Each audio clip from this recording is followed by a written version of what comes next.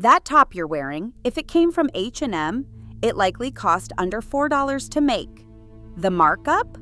Over 55%.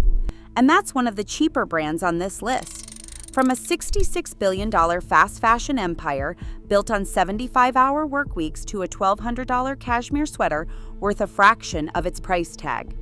These 10 women's fashion brands are banking on you never doing the math. H&M's business model is built on the art of margin.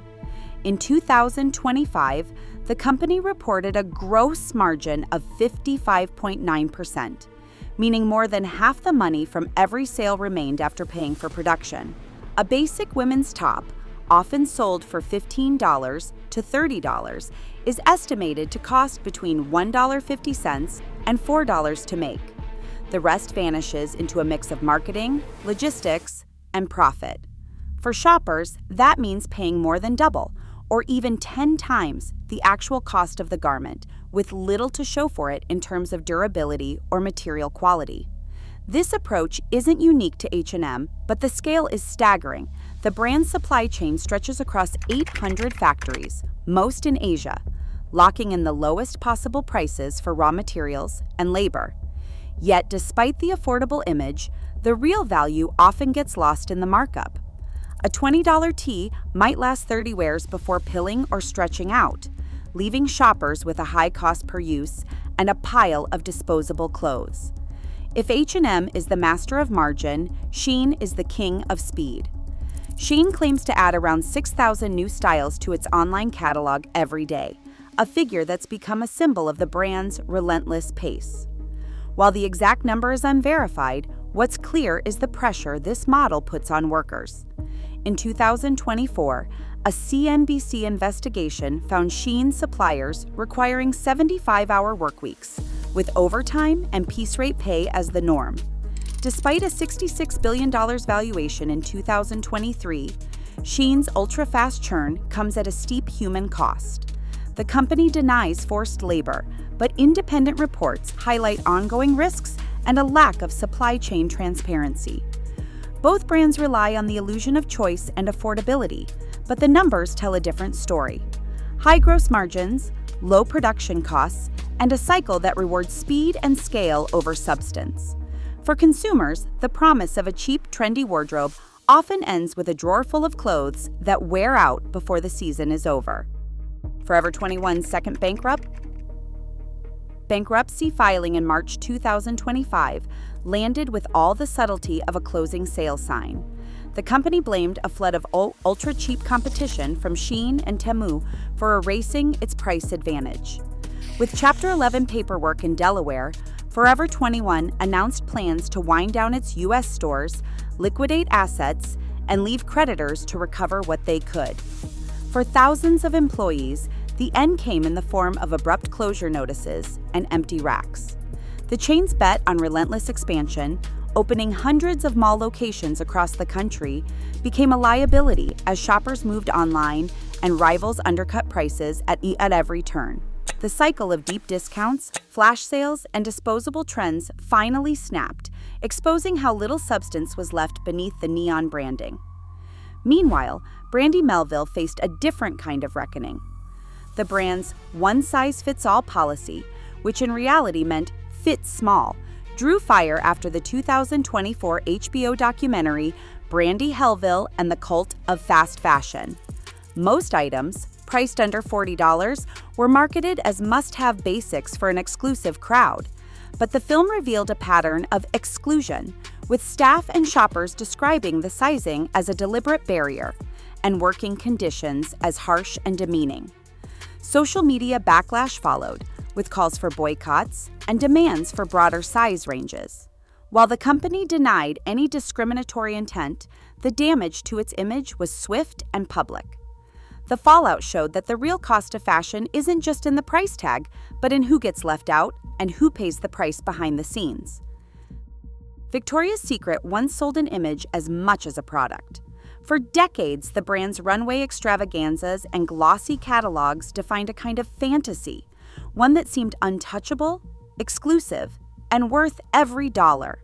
But behind the curtain, the numbers tell a different story.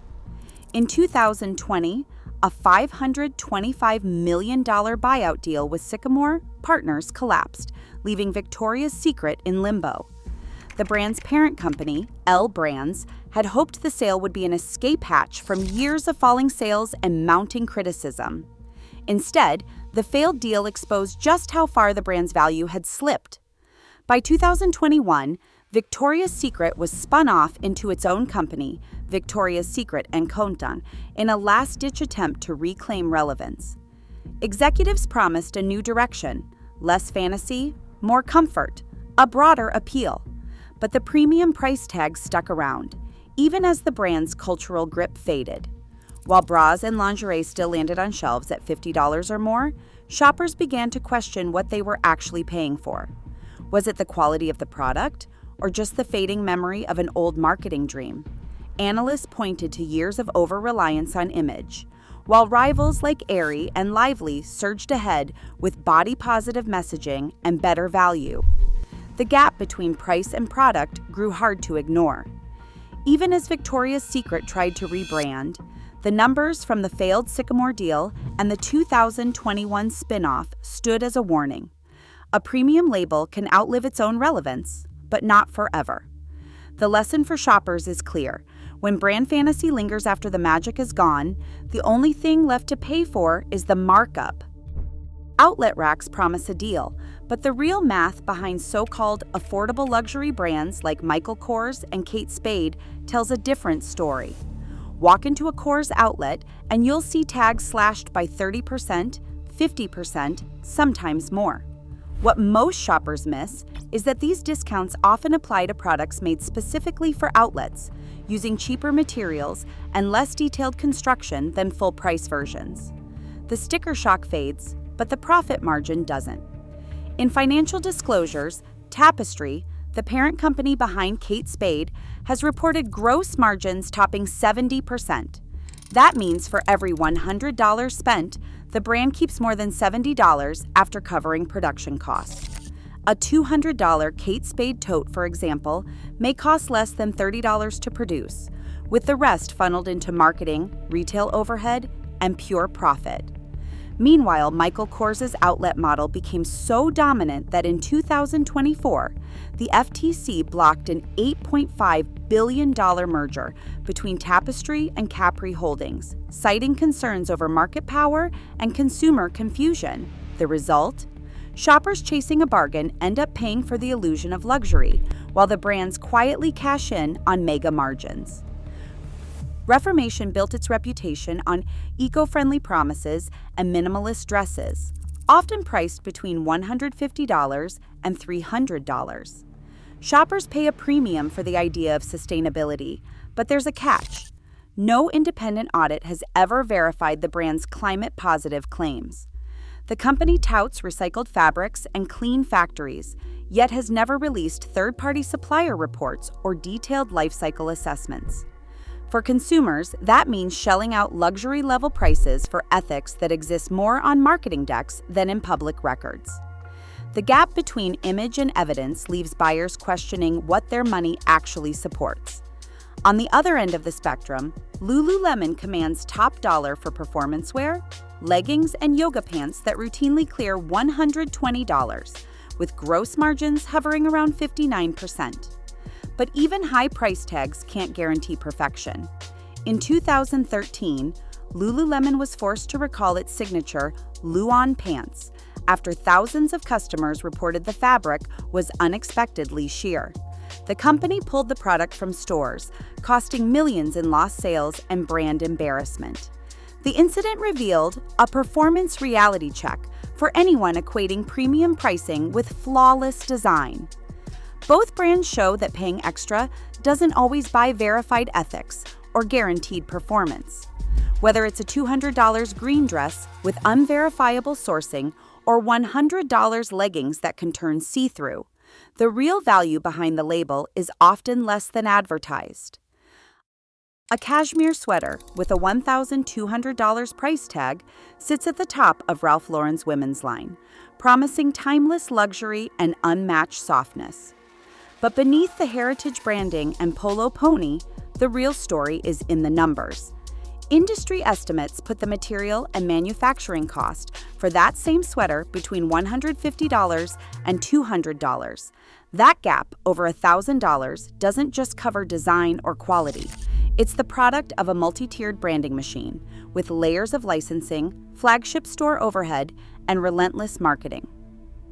In fiscal year 2025, Ralph Lauren's gross margin stood at 68.6%, meaning the brand kept more than 2/3 of every sale after paying for production. The rest is image.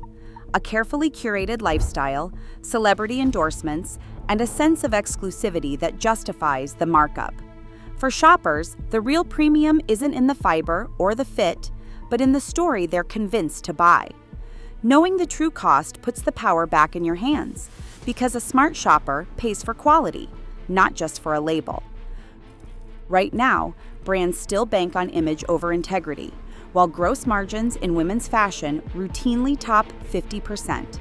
For shoppers, the choice is clear: pay for marketing or demand real value.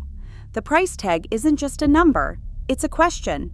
What are you really buying? Share your thoughts below.